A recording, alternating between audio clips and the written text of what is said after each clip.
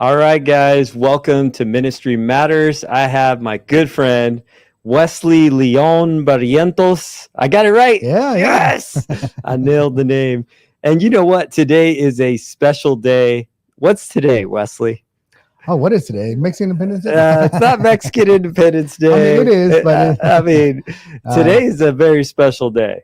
What I is it? I turned 40 today, so 40 years old, I'm in a man. 40 club today. Happy birthday. Welcome Th- to the club. Welcome to the club. Thank you, my friend. I think it's awesome that I get to be part of your life in that specific zone.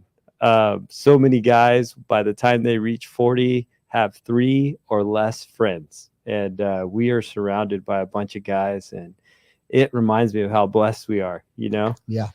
I mean, for me, that's what I'm most thankful for right now, that God, I'm 43 years old, and God has surrounded me with so many men who are supportive, who will text me in the morning and tell me not to be lazy. Tell me, was that as fast as you could run after I run 6 miles? And I love it. I love it, man. And what are you most thankful for today? Like Today, I'm definitely very thankful for my family and my friends. God has truly blessed me with another opportunity with my family and raising a young child and raising 2 other ones that are teenagers. I'm proudly a girl dad. And it's a lot of fun. It's entertaining and it's fun. Definitely not boring. Yeah. Well, Yeah. girl dads, man, that's like, I have a lot of daughters too, and it messes with your emotions. Yeah. I mean, Oh, it tears absolutely. me up. I just look at them like, do you know what that look does to me on the inside, kid? Oh yeah. They They get you. I think they do know that, but I'm definitely thankful for them. And I have 3 amazing daughters at home right now, and my wife who's just awesome. Training a little puppy is just a headache, but I'm also blessed with my friends right now. Uh, the friendships that I have right now are definitely not friendships that I had 6 years ago. And God has taken some and built and put some other ones in place for what I used to have. And I'm definitely grateful for the friends I have now because they're not like, oh yay, you made it out of bed. They're like, you made it out of bed. What's next? Listen, I don't text that to him in the morning, so don't send me bad messages. All right. Ryan Stindrup does. Yes, yeah, definitely. They've been talking about Ryan Stindrup. Oh man. Well, what's something like that's difficult in your life right now? I mean, besides being a girl dad, for me, I am waiting on some big things to happen that are already in motion, and I'm in the process of just waiting for God to finish the work in him and for him to give me green lights, and I'm going to go for it, but I'm just waiting. But what's something that's hard for you right now? Right now, it's definitely the adjustment period. We are in starting a new phase of our lives with my wife and my kids, which is my wife went back to work and she is working in her passion, in her gift that God has given her, which is working with kids with special needs. Yeah. And she's doing amazing there. And I work from home, so it's kind of like balancing my work and my family life at the same time, being able to be the supportive dad and all the things that I have juggling at the same time. Yeah. Being able to be a good juggler. So I'm learning to do that right now. Yeah. And Natalie does have a unique gift with people with special needs because she knows how to deal with me. She married me, man. But no, like I've seen her operate at the church, and just like those kids know when somebody has that gift, when they're called to do that work in the ministry, man, they're just attracted to her because they know she has it. Like she is capable and willing. Oh yeah, absolutely, man. Like that's how I fell in love with her. Honestly, like I knew her and I saw her working with kids with special needs for the first time, and I was like, wow, and I fell in love with what she did, and it was just amazing. Yeah, that's good, man. So this show is called Ministry Matters. So I know we work together to disciple men into the kingdom and just making sure that guys don't fight battles alone. But what other ministries do you have? Because I know you're a big part of VBF, Valley Bible Fellowship. Yes. Valley Bible Fellowship has been my home church for the past 6.5 years, I believe. I don't know, I lost count. I'm very happy there. The time has flown, and I love the people there, the pastors there, just the congregation as a whole. Yeah. Made a lot of friends there, and I've been put in a very honored position to be baptizing people. Right? That's so cool. Oh man, it's amazing, and I've been honored with the ability to just talk to people and talk to them about the kingdom and what it means to be baptized. And that is the leader of that ministry is just being able to build a team that it's actually that good. And right now, we have built a team that's just like a dream team. That's awesome. We have separated men's baptisms and women's baptisms. Before it was the guys baptizing women, and it's just like, let's just make it, And now we have women baptizing women, men That's baptizing so men, cool. and it's just incredible place to be at, because you see that salvation, and you start seeing the beginning of the sanctification process that God does for people. And the same person we baptized today is going to be completely different in 6 months, right? If they stick with it and continue there, they're going to be a different person in 6 months, and then a year. Oh man, it's incredible. And then sometimes, like, as soon as they come out of the water, they just look different. Oh yeah. I mean, you just like, I cannot physically describe to you how different they look, but they definitely look different. Like they'll be all sad and crying, and then you dip them under that water. Something happens in the water. The Bible describes it as a death, but something happens under there, and they come up. They look different. Yeah. If somebody's out there and they're thinking about, maybe I should get baptized, what's something? How does that conversation go? Like if they came up to you on a Sunday and said, "Hey, I think I want to get baptized." So first, I asked them, "Oh, absolutely, we're happy to help you with that." And I say, "Why? Why do you want to get baptized?" Oh, that's good. I just want to know if it's something that, because the ability to distinguish the voices, right? One is ourselves, and like, oh, I need to be baptized because that person's doing it and it looks cool. Yeah. And the other one is because I want to be on camera. yeah. And the other one's spirit driven, right? And if you're led by the Holy Spirit to get baptized, we'll know. And if you understand what it is, so we ask them why, and if their why aligns, even if it doesn't, we'll explain it to them. And if they agree, that that's the meaning and why they want to do it, then we'll proceed to what it means. Yeah. Do you understand what this means? Do you understand what you're getting into? This contract with God. Yeah. Right? This public display of affection and commitment that you're doing to God right now. What this means, and I explained to them clearly, like, you're gonna die. Yeah. But you're coming back to life. A different person. You don't want to know something funny? So this guy asked me to baptize him in the Kern River.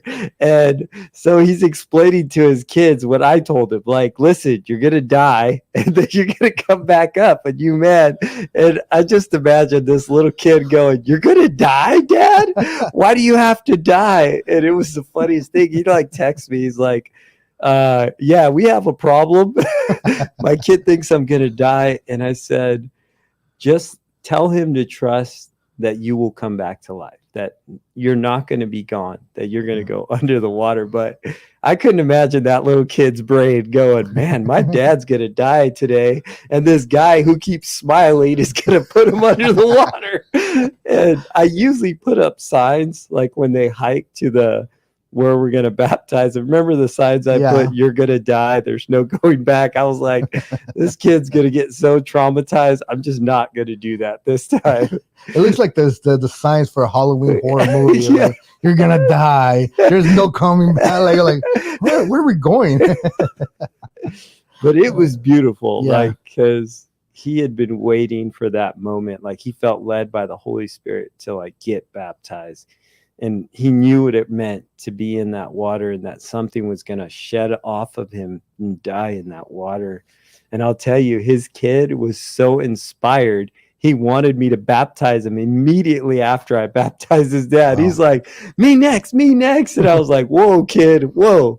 And I almost grabbed him and just dunked him in there. But I know that his parents would want to be there. And both parents weren't there. So I was like, "We got to wait, kid." Yeah. But he's seen the difference in his dad coming Yeah. up. So besides That's pretty baptism, cool. yeah, it's wild. I know you've told me some stories like that too, like Yep. of guys walking up with some extra materials in their pockets Yeah. before they get baptized, you know? Yeah, absolutely. I've seen guys come up with, bags of marijuana or something, or ankle bracelets, that monitor their location. They'll come in there and they'll ask to get baptized. I mean, it's one of those things that, specifically that one guy that came in there with drugs, and he placed them on the table.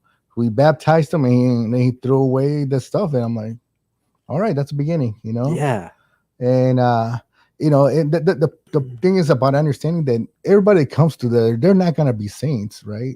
Yeah. We're not. None of us were saints when we were baptized, and it's the beginning of the sanctification process that God does, right? That's one. The second step.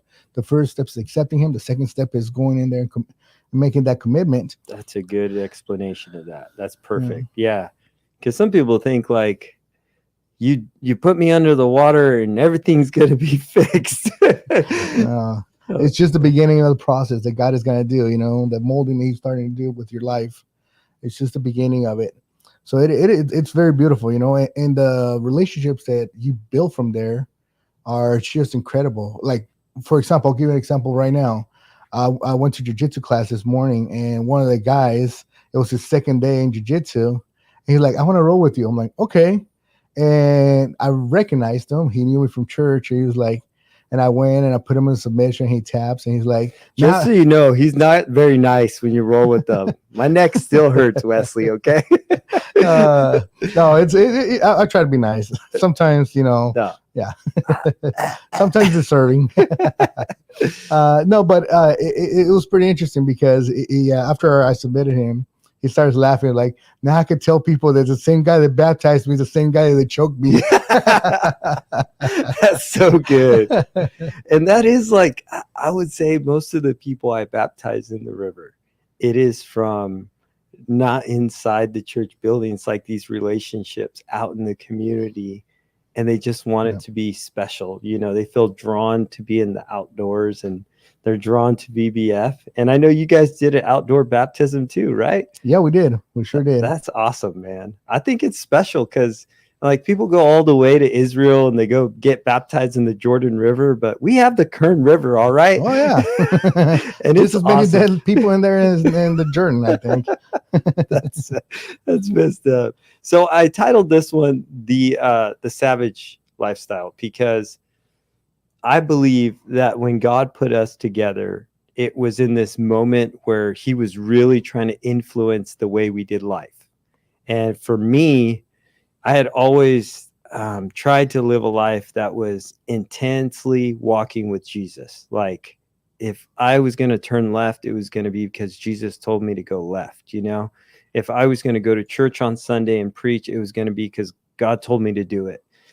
And I remember when God brought us together in that car, it was crazy. Okay, I'll tell you this story. We went to a men's retreat, and I was supposed to go with the pastor, Pastor Hector and Tony Aguilar, and something happened where I couldn't make it with them. And so Pastor Steve Tedder goes, hey, I hear you need a ride. And I go, yeah, just send anybody. He's like, all right, I got a guy. And then Wesley, you show up to pick me up, and I'm like, Wesley. And I like kind of knew you from church and from the cycling community because you did a wild ride to raise money for Wounded Heroes and all that stuff. And I kind of had seen you, but little did I know that something was going to happen at that men's retreat that was going to rock us both, because God had given me a rhema. And the rhema just means it's like a word from God. And the word was, I want you to build an army. And I'm like sitting there with this. Little did I know that God had also spoken to you and told you something big. Yeah. And we were in the car, and I'm telling him my crazy idea about this intense Bible study. Like, we're going to be there. We're going to study the Bible. It's going to be discipleship, but like real, man. And I knew I sounded crazy, but what did you say? Well, no, when you were explaining it, I was like, yeah, sure. Cool, bro. I'm not interested. But you said something, which is the rhema that God gave you, which was, to build an army, right? And that's when I knew, I was like, dang it, I have to be there. I have to be a part of this. And because during the mentor retreat, God, I was in a very bad place. I was in a tough situation with myself and my mental state. And God said he was going to build an army to rescue me. Gosh. And as much as I wanted to believe that, I'm like, how? And then this guy with a crazy smile says, God told me to build an army. I'm like, dang it, you? A smiling army? Really, Lord? It's wild. And yeah, and that is how God brought us together. Like that day he brought us together, and Ronnie Galindo was in the car. I still remember that. And little did we know, like, that would be the beginning. And now we've ministered together to a bunch of men, and it has been amazing to be in life together. I was just thinking back to the beginning, like it was us, Ronnie, Anthony Martin, and Anthony Herrera. And I remember going, are you sure, God, this is like our army? Like, there's only 4 of them right now. God's like, that's enough. Like, these guys, and he showed me, like, these guys are warriors. And I was like, all right. I mean, if you think they're warriors, I know what you think of me. So, and I don't think of myself that way, but God decided that that was going to be it. And the word savage came in. Most people don't know this. Pastor Hector asked me to share at a man cave and share how I competed in really hard events. And I found this shirt at Ross, and it said Savage on it. And there is no way I would buy a shirt with gold lettering on it. It was like world famous ghetto tank top. But God said, that's the shirt you're going to wear. And I remember putting it on and going and preaching that message, going, God, it doesn't even fit me right, but I'll wear it. And then God changed my entire message to, you have to be a savage. You have to go against the enemy. You have to be aggressive if you want to deal with the problems of your life. You have to be aggressive as you're seeking out friends. And that changed the Battle Bros. Because then our logo became Savage. Absolutely. Yeah. That's what it was. Yeah. Man. It's very, very interesting that you bring that up, that moment when you went up there and it was a man cave. And for me, man caves are very special because man cave was at a place, I was at a very horrible place mentally, and I was struggling with other stuff, personal stuff at the time.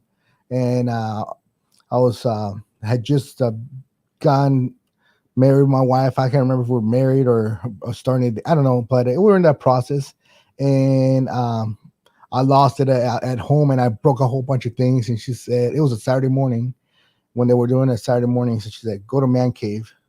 Like, no, I'm not gonna talk to no dude. No, that's not. And to me, like, that's the part that is like, I didn't want to be around people. Yeah. I wanted to be in the mountains. I wanted solitude. I wanted to, like, I can hear God by myself. I don't need this people. Right. Yeah. And I had that mentality of the lone wolf. Right.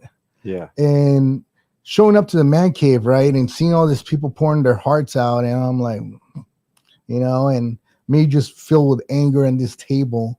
But I had good people just like touch my arm, my shoulder, like, hey man, we're here. Okay, cool. Go away. Right. But little by little, like this wall that I had built to like keep people out became a wall that just started crumbling, right? Yeah. And it needed to come down so God could build a foundation for that, And I think it all started at a man cave, Wow. Yeah. That was also the first time when I spoke with a weapon in my hand. And it's kind of becoming a theme. Yeah. Except I held this weapon correctly, Wesley. Yeah. It was a hatchet. And I held it right. I'm glad you didn't call it an axe, because I was going to correct you. Yeah, I knew that was coming, okay? I knew that was coming. And I'll say, like, some of the fruit, like, people don't know this. So when he's saying rolling, he's talking about jiu-jitsu. And he is a savage on the mat. Don't mess around with them. You cannot ankle lock him because he doesn't wear his prosthetics. I mean, you could try. And he's going to choke you out, all right? But tell us, like, this is, like, for me, this is a big news that what are you doing next? So I'm very grateful for jiu-jitsu. It has given me an opportunity to just be myself again, right?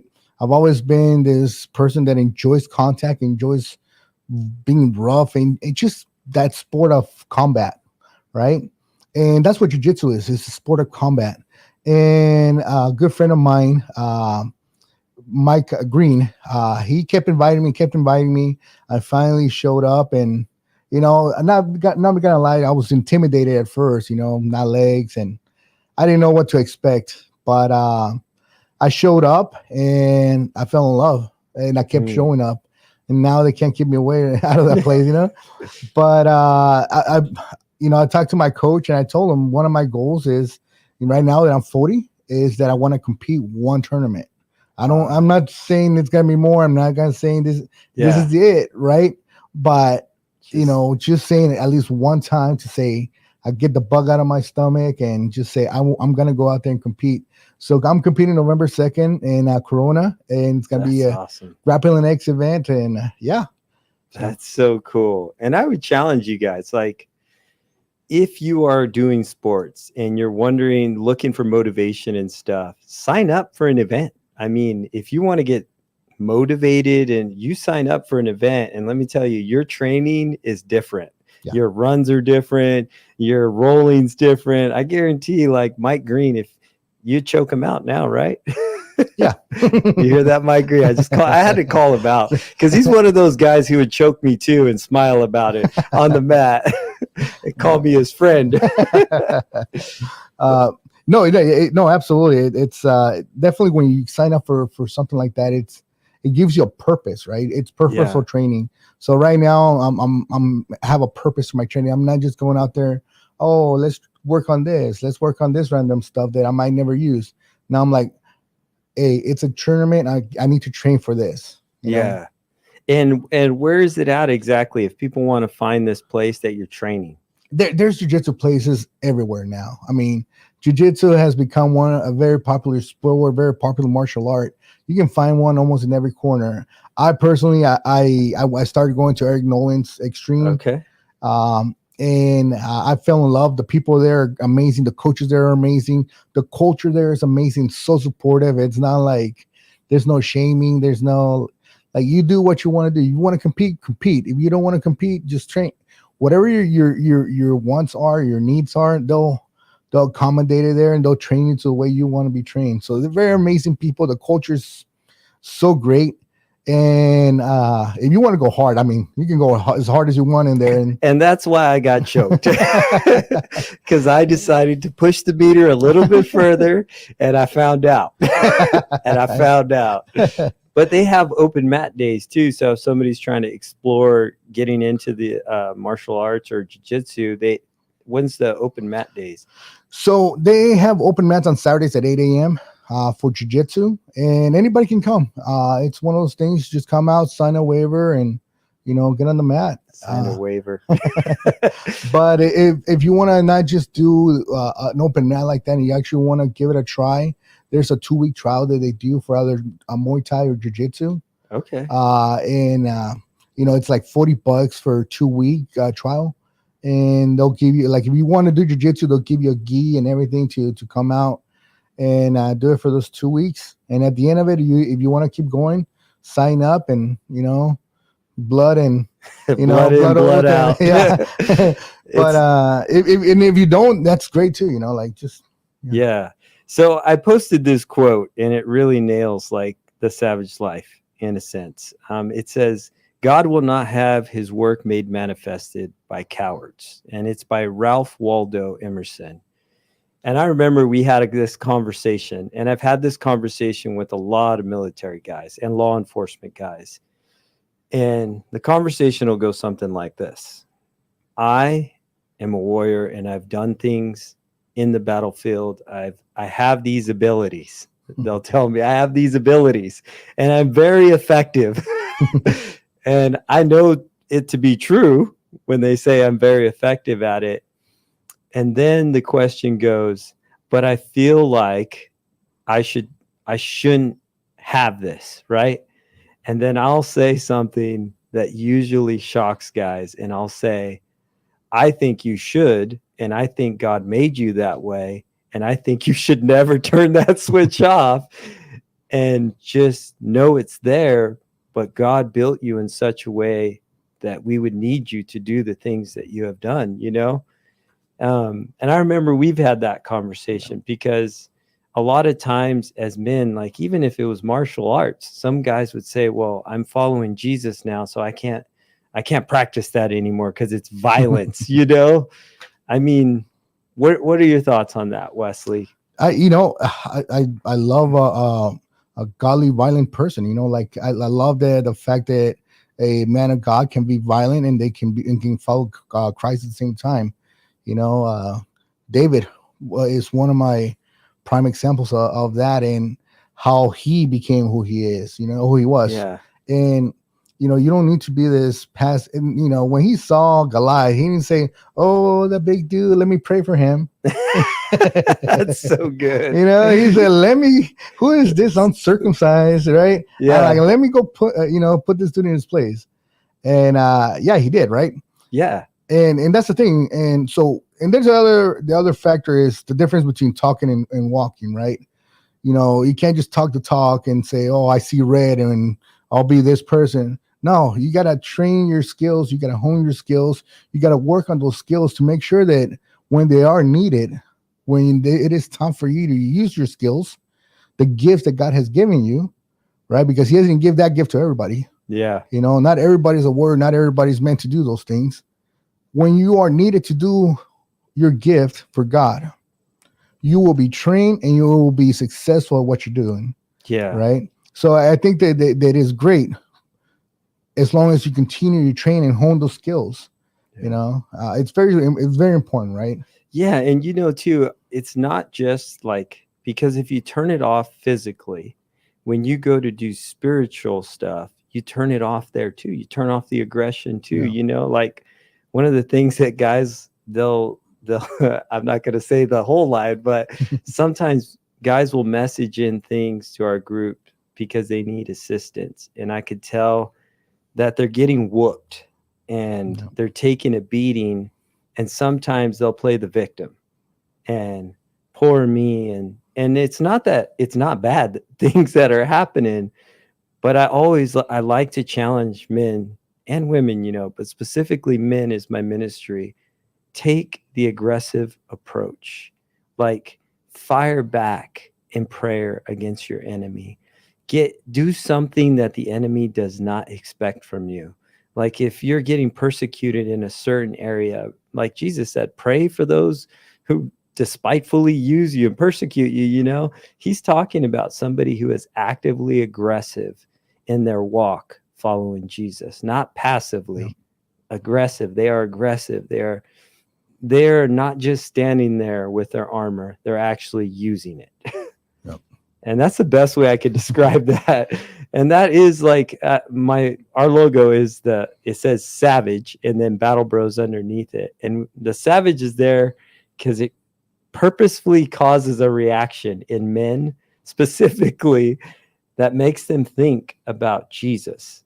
And was Jesus that way? Like, and we had a guy, remember that? We went to a men's retreat, and this guy goes, I don't like that. And I go, that's why you don't have a shirt, buddy. It was funny. He kept on trying to get a reaction, and he was like, oh, I just don't like it. And everybody, whoa, it's not there, you know? And I was like, just saying, it's not for everybody, bro.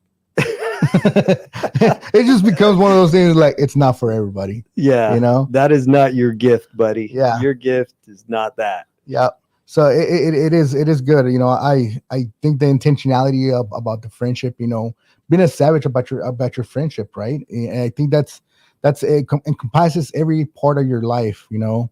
I think that's where we have grown. I have grown more in my walk, because before I was more passive, or trying to be passive, trying to think like, this is the way I should be instead of the way God made me to be, following the steps that God gave me, the gift that he gave me. Right. And, now that I'm walking more comfortably in that manner, right. I walk with my gift. I walk with that manner, with that knowledge, right? That God has me here for that purpose. I'm like, okay, I might not be liked by everybody, but I'm here for a purpose. I'm not here to be liked, you know? Yeah. Yeah. Amen to that. And you mentioned something about the lone wolf.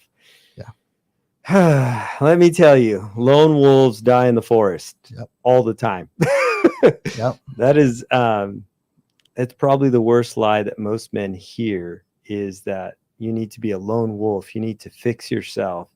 And it's a lie. If you're out there and you need connection. We need each other to reach the potential that God has for us.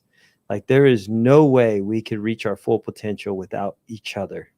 And it's one of the common principles that we have in our ministry together with other men is that we teach them like, hey, stop doing it alone. Yep. We're with you in this, you know? Yeah. I remember that happened for us. And like, even for me in the ministry, there is a huge gain in having you, Wesley, and the other guys with me. Like, I got to minister to 1,400 men on at M24 at a men's retreat. And I can tell you the anointing changed as soon as I knew all my guys were with me. Yeah. Like I felt it immediately, like, oh, this is going to be fire. Like God is about to turn the volume up in my soul so these guys can hear the message God has for them. And it's like that, right? Yeah. No, absolutely. Like, I mean, it's the gift that God has given us of each other, right? I know that there's certain things, you know, for me when I'm running, there's a difference when I run by myself than when I run with someone else, right? Or especially with you, you know, you're like, you're going too slow. You're doing this, you're doing that. I'm like, I know this. I'm like, all right, you know, because if I'm just running the race by myself, then I'm going at my pace. I get distracted in my head, you know, next thing you know, that went by and that thought went over there and I forgot that I'm in a race and I'm walking, you know? Yeah. No, that's perfect. That's perfect. All right. So we've got somebody who left us a message. There it is. Let's see if we can see this message. Oh. All right. Well, we won't even respond to that one right now. I think that message is for Mike. Yeah.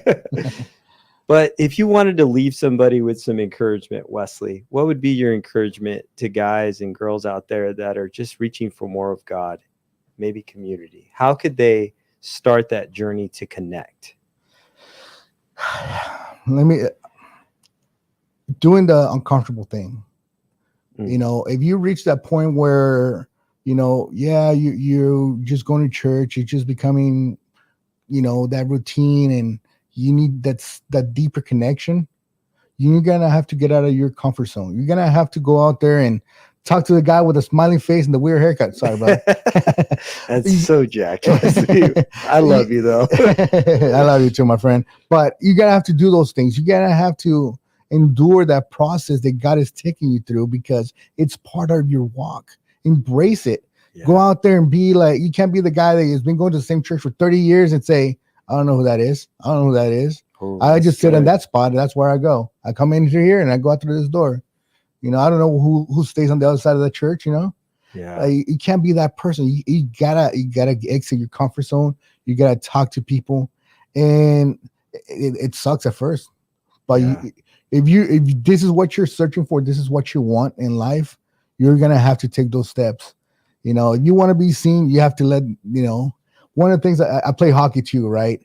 And my coach always says, do you want the puck? Yes. How do I know you want the puck? Tell me you want the puck, right? So if you want that, tell me you want that. Let's show you. Yeah.